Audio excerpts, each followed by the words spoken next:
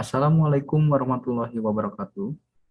Baik, kita mulai untuk pembahasan materi dari mata kuliah interaksi manusia dan komputer. Pada pembahasan pertemuan pertama ini, kita akan membahas tentang pengenalan interaksi manusia dan komputer. Di mana untuk latar belakang, yaitu manusia atau user ingin bisa mengoperasikan komputer, meskipun awam dengan komputer itu sendiri. Maka user tersebut harus mengenali sebuah sistem tersebut bagaimana cara mengoperasikannya atau menggunakannya.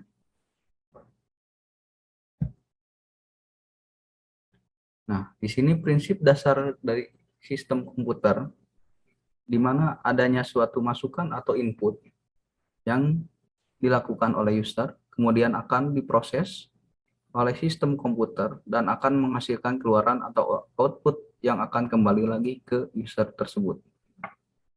Selanjutnya, manusia biasanya tidak tahu menahu dengan proses yang terjadi dalam sebuah sistem komputer tersebut. Kemudian muncullah istilah yaitu user friendly, yaitu ramah dengan pengguna, di mana sebuah sistem harus mampu atau bisa memudahkan kepada pihak user. Jangan sampai sebuah sistem dirancang akan menyulitkan dalam menggunakan sistem tersebut. Kemudian untuk definisi dari interaksi manusia dan komputer itu sendiri, di mana di sini disiplin ilmu yang berhubungan dengan perancangan, evaluasi, dan implementasi sistem komputer yang interaktif untuk digunakan oleh manusia. Ya, kemudian satu disiplin ilmu yang mengkaji komunikasi atau interaksi di antara pengguna dan sistem tersebut.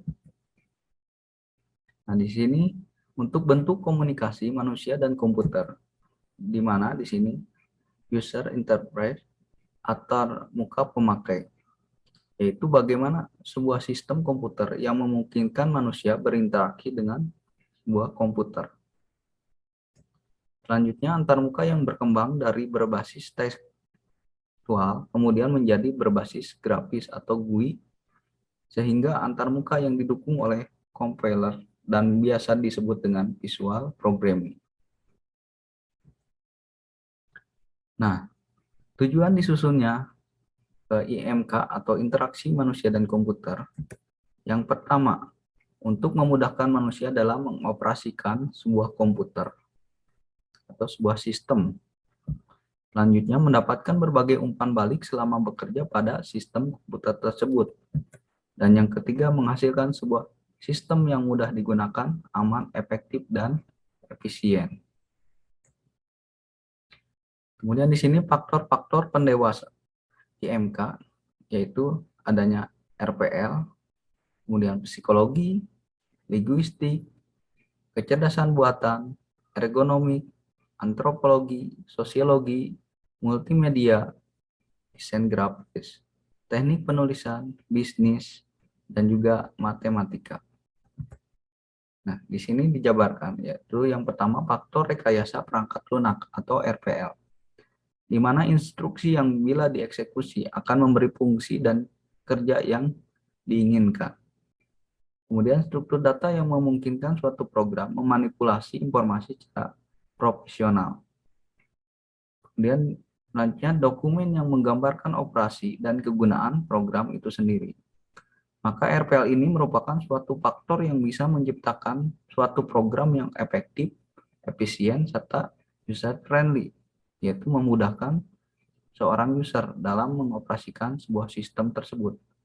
Sehingga darinya didapat atau menghasilkan suatu mesin yang betul-betul diinginkan oleh user tersebut. Nah, kemudian yang kedua yaitu faktor psikologi, di mana setiap user memiliki sifat dan kelakuan yang berbeda-beda.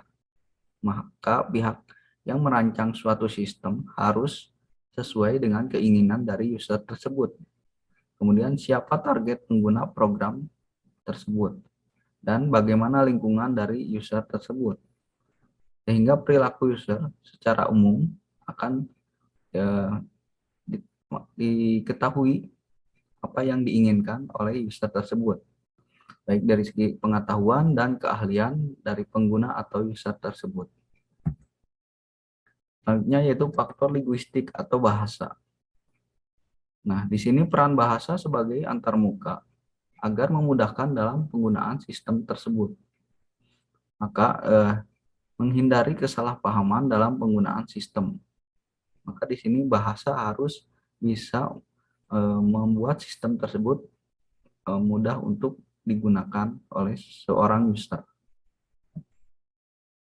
Kemudian selanjutnya adanya faktor kecerdasan buatan, di mana di sini suatu bagian ilmu komputer yang bertujuan agar komputer dapat melakukan pekerjaan seperti yang dilakukan oleh manusia, di mana merupakan penggabungan cara berpikir manusia dan mesin untuk mengambil keputusan, memecahkan masalah, dan pembelajaran.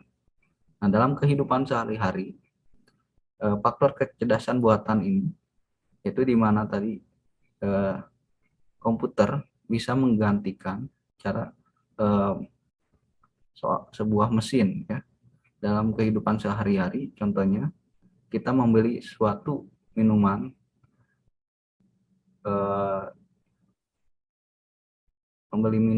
dan kita bisa lewat mesin penjual minuman tanpa harus ada yang menunggui atau manusia yang penjual minuman tersebut. Jadi tinggal masukkan uang ke mesin tersebut dan minuman tersebut akan keluar dari mesin itu.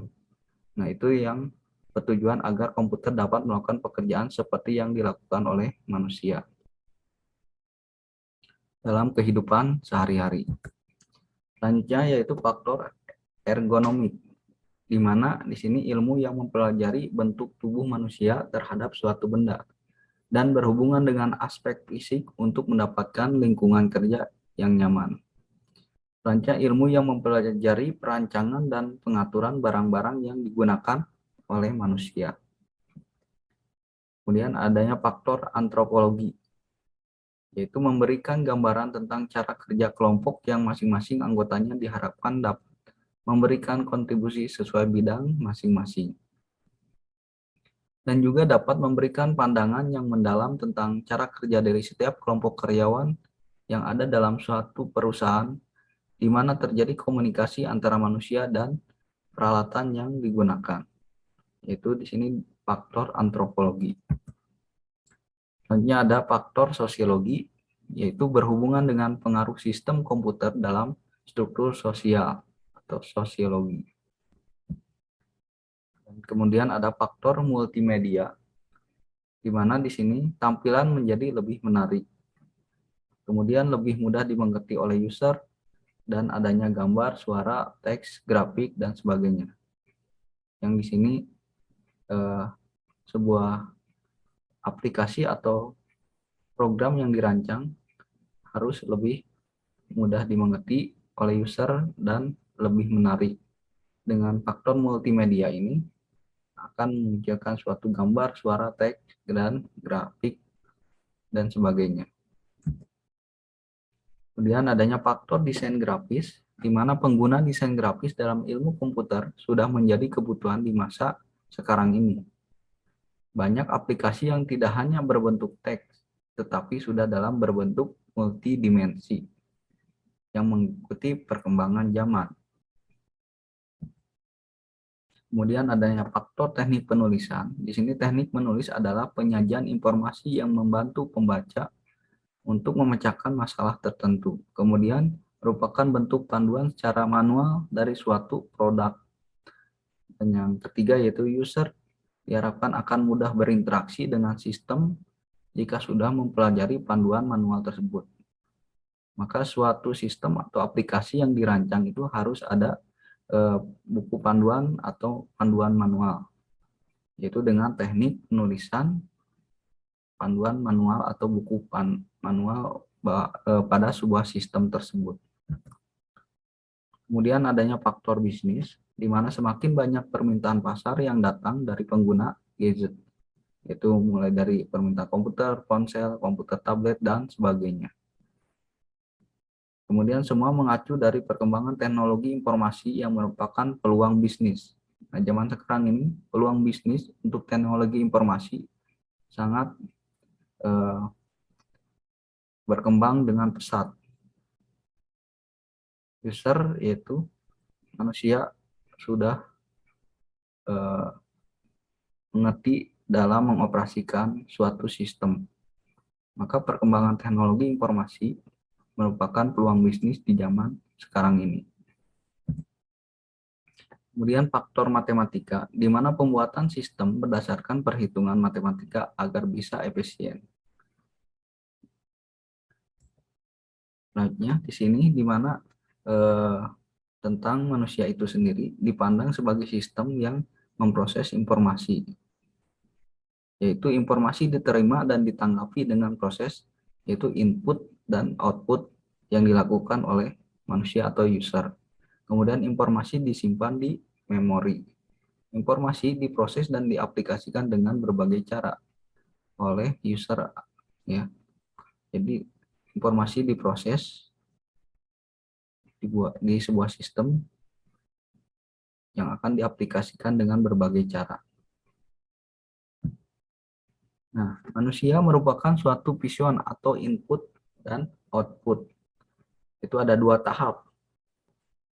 Yang pertama, pemasukan secara fisik dari stimulus, kemudian pengelolaan dan interpretasi dari stimulus itu. Alat fisik mendapatkan vision adalah mata yang ada di user atau manusia. Proses yang terjadi pada mata yaitu yang pertama penerimaan cahaya ditransformasi ke dalam energi elektrik. Kemudian cahaya memantul dari objek yang dipandang, yaitu citra dari objek tersebut difokuskan secara terbalik pada retina.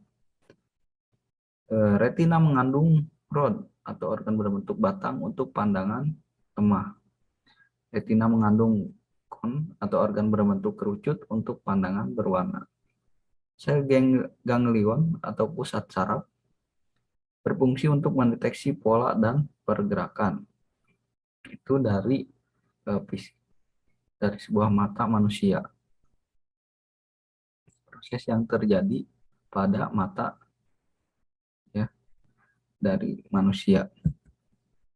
Nah, di sini kalau dari segi komputer yaitu didefinisikan sebagai perangkat elektronik yang dapat dipakai untuk mengolah data dengan perantara sebuah program yang mampu memberikan informasi dan hasil dari pengolahan tersebut. Yaitu suatu mesin yang menerima input untuk diproses dan menghasilkan output. Nah, komputer ini yang memproses dari input dan akan menghasilkan output. Sistem komputer terdiri dari prosesor, memori, dan I/O. Fungsi dasar yang dibentuk oleh sistem komputer adalah eksekusi program, yaitu membuat atau mengeksekusi sebuah program. Program yang dieksekusi berisi sejumlah instruksi yang disimpan dalam sebuah memori. Kemudian CPU akan melakukan tugas sebagai pengeksekusi program tersebut. Nah, di sini prinsip kerja dari sebuah sistem komputer, di mana input atau device yang digunakan oleh user yaitu menggunakan mouse, keyboard, masuk ke sebuah CPU atau Central Processing Unit. Nah, di sini akan diolah atau diproses dari mulai proses aritmatik, logikal, dan masuk ke sebuah memori unit. Nah, hasil dari proses sebuah sistem komputer ini akan menghasilkan sebuah output device. Nah, bisa lewat tampilan di monitor atau data yang dengan menggunakan printer atau di print. Kemudian adanya secondary storage atau penyimpanan ke dalam sebuah sistem komputer, yaitu bisa dengan sebuah hard disk, CD, DVD, atau floppy drive. Nah, di sini prinsip kerja sebuah sistem komputer yang tadi ya seperti yang barusan dijelaskan, yaitu input, di mana input oleh user ya akan diinputkan berupa angka, karakter, gambar, suara, dan sebagainya, dan masuk sebuah proses yaitu yang dilakukan oleh sistem komputer dan akan menghasilkan output yang akan kembali lagi ke user tersebut, yaitu bisa berupa angka, karakter, gambar, suara, dan lain-lain. Nah, ini yang dinamakan interaksi manusia dan komputer. User memberi perintah pada komputer dan kemudian komputer mencetak atau menuliskan tanggapan pada layar tampilan. Manusia dan komputer berinteraksi lewat masukan dan keluaran melalui antar muka. Ini untuk prinsip kerja sebuah sistem komputer. Nah, di sini tujuan user interface. Yang pertama, agar sistem komputer yang digunakan user bisa memperhatikan aspek-aspek kemudahan user. Kemudian ada efektivitas, kemudian fleksibilitas atau keluasan, kemudahan dipelajari, sikap orang terhadap sistem, kemudian hubungan manusia interface dan komputer adalah manusia interface dan sistem komputer. Nah, di sini di mana apa itu interaksi, yaitu merupakan jembatan yang menghubungkan antara user dan komputer atau user interface. Interaksi membantu manusia karena merupakan implementasi dari apa yang terjadi antara user dan sistem, yaitu yang menjembatani atau menghubungkan antara user dan komputer itu sendiri atau sebuah sistem. Nah, sebenarnya antarmuka seperti apa yang diinginkan oleh user? Antarmuka manusia dan komputer di sini harus user friendly atau ramah dengan pengguna, yaitu aplikasi atau program yang dirancang harus mudah digunakan oleh seorang user atau manusia. Nah, di sini di mana antarmuka harus bagus, kemudian mudah dioperasikan, mudah dipelajari, dan pengguna merasa senang dalam menggunakan software tersebut. Jadi, user friendly itu harus si pengguna dapat mudah untuk menggunakan suatu aplikasi atau program, jangan sampai menyulitkan dalam penggunaan software tersebut. Kemudian di sini ada jenis antarmuka komputer. Yang pertama antarmuka yang berbasis teks, kemudian antarmuka berbasis grafis atau GUI, kemudian antarmuka berbasis web secara online, dan antarmuka berbasis mobile atau di handphone. Nah, itu mungkin untuk materi pada pertemuan kali ini. Ini untuk tugasnya. Coba Anda jelaskan bagaimana Anda berinteraksi dengan komputer. Saya ulangi ya, bagaimana Anda berinteraksi dengan komputer. Coba Anda jelaskan. Ketentuan. Yang pertama, jawaban dikirim ke email absensi.tugas@gmail.com dengan nama file dan subjek yaitu IMK1 strip nim strip nama. Yang kedua, deadline 4 hari setelah jadwal kuliah, yaitu 27 Februari 2022. Yang ketiga, tidak bekerja sama dalam bentuk apapun dalam pengerjaan tugas tersebut.